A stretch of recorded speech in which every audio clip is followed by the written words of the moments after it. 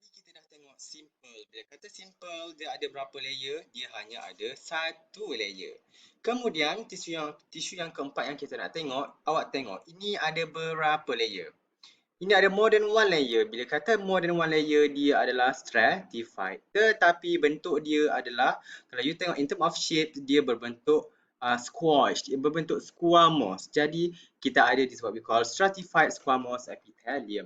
Bila dia berbentuk macam ni, dia adalah sangat-sangat rapat, sangat-sangat mampat, sangat-sangat padat.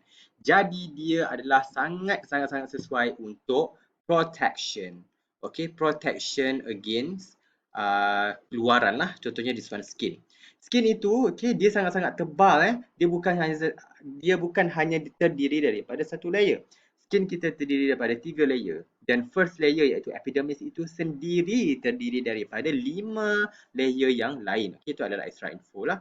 Just nak beritahu. Means that our skin ni memang sangat-sangat tebal kalau ikutkan it at cellular level. But then memang sangat sesuai sebagai protection. Dia kata squamous juga yang kedua, dia juga adalah centrally located. Okay, dan function dia of course lah to protect underlying tissue.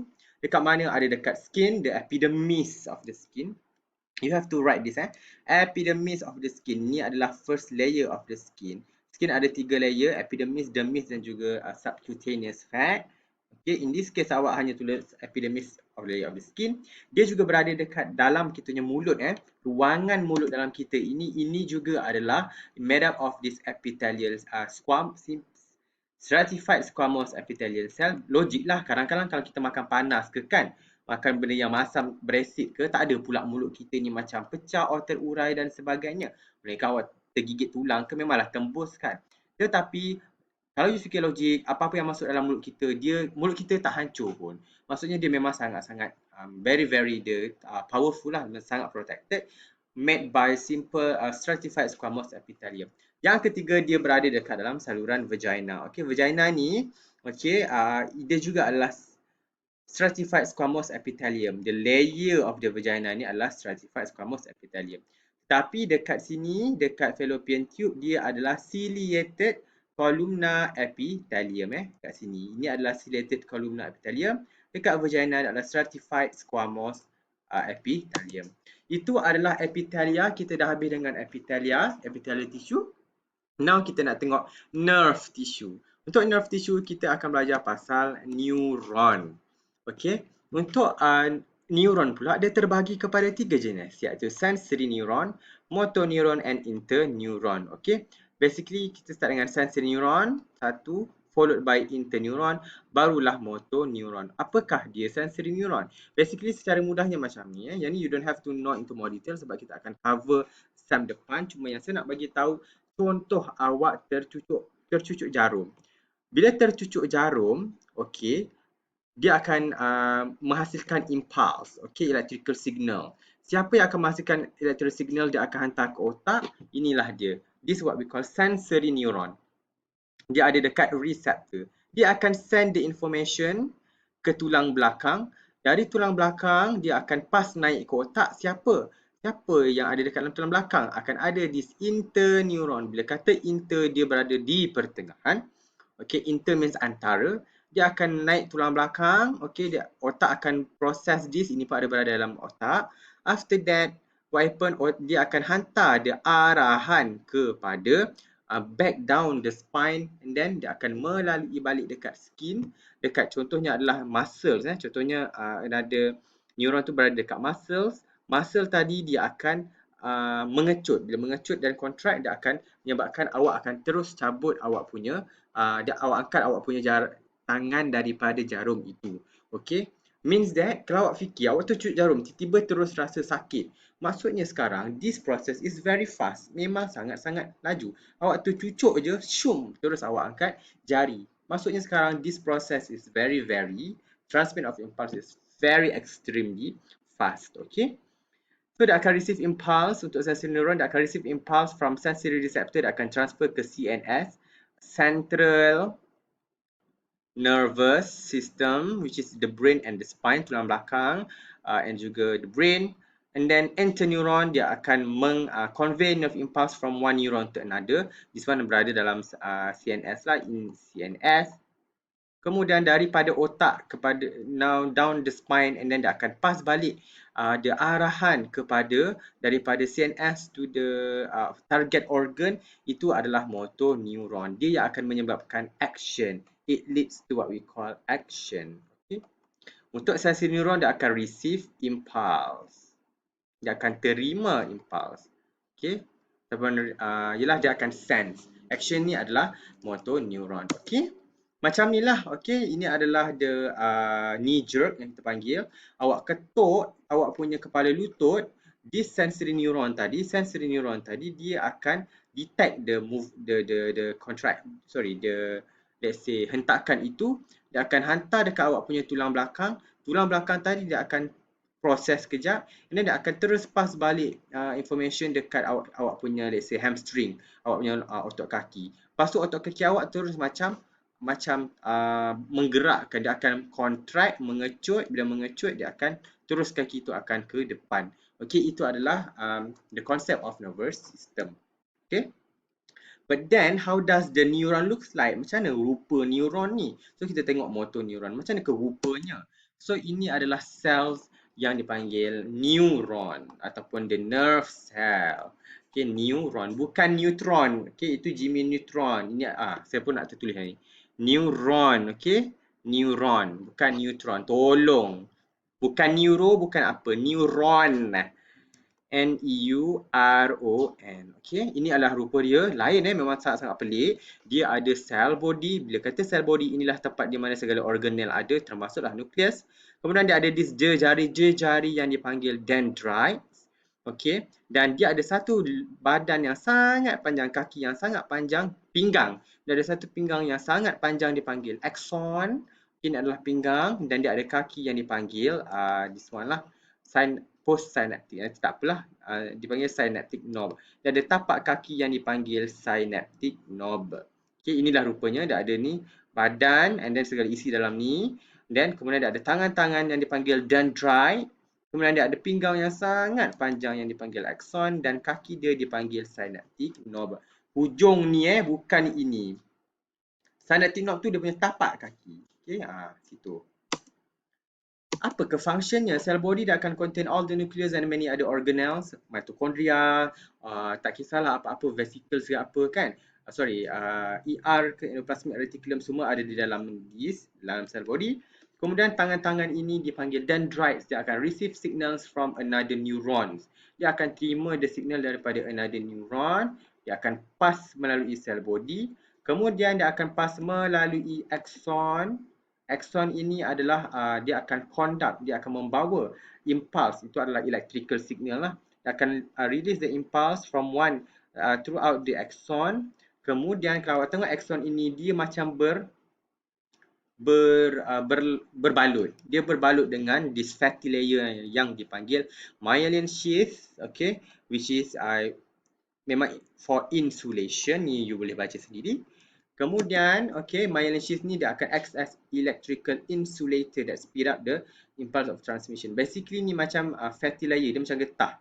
Bila ada electrical signal, means that bila ada electrical signal, sekarang ni elektrik tak boleh nak lalu lah sebab ini adalah insulation. Tetapi dia still boleh lalu disebabkan ada ruangan ni yang dipanggil nodes of Ranvier. Dia terdedah, means dia tidak ada dibaluti. Jadi electrical signal tadi dia akan lompat.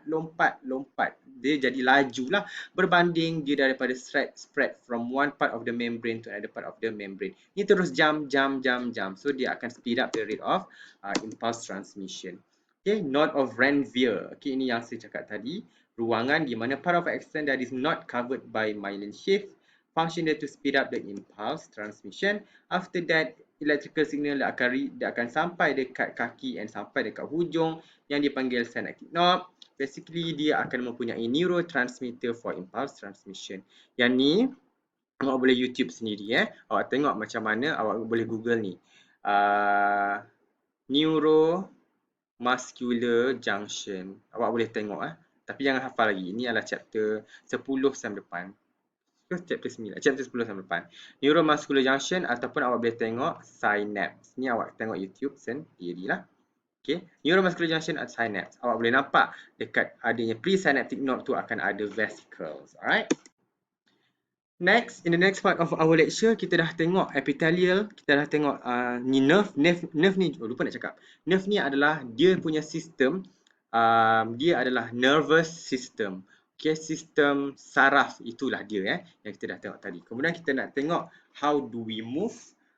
The other part of tissue yang involved in other part of the system. In this case, kita nak tengok muscle tissue. For your info, muscle tissue ni dah keluar PSPM SEM lepas. Jadi go through macam tu sajalah. Saya tak akan explain lebih sebab dah keluarkan. So kita fokus yang tak keluar. Contohnya connective tissue inilah. So kita nak tengok muscle tissue. Muscle tissue ni terdiri daripada 3 bukannya otot awak yang awak flex dekat Instagram hari-hari tu. Tak, itu adalah striated ataupun skeletal muscle. Nanti saya tukar skeletal muscle. Tetapi ada 2 jenis lagi yang muscles yang penting. First kita nak tengok smooth muscles. Okay. Otot awak tu, okay, yang awak flex tu, itu adalah skeletal muscles. As I said, yang pertama. Okay, ada part of lain, otot di mana pentingnya untuk peristalsis. Untuk bila awak telan, kalau awak fikir macam mana awak punya bolus tu, bola makanan tadi, boleh down your throat, from your mouth, enter the esophagus, masuk ke dalam perut, melalui intestine, basically akan adanya pengecutan.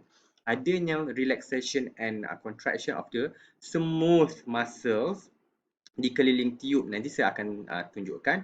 Dialah yang membenarkan makanan tadi masuk ke dalam perut melalui all this part of intestine. Akhirnya menjadi ahi, menjadi tinja. Okay, pentingnya smooth muscle.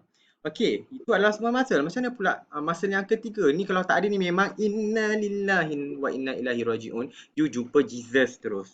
Okay, ini adalah cardiac muscles, jantung awak ni. Jantung awak ni memang purely muscles dan specialized muscle yang memang hanya ada jumpa dekat jantung adalah cardiac muscles. Cardiac means menunjukkan dia adalah jantung daripada jantung. Skeletal means dia tulang. Okay, dia adalah tulang. Kenapa? Nanti saya akan tunjuk.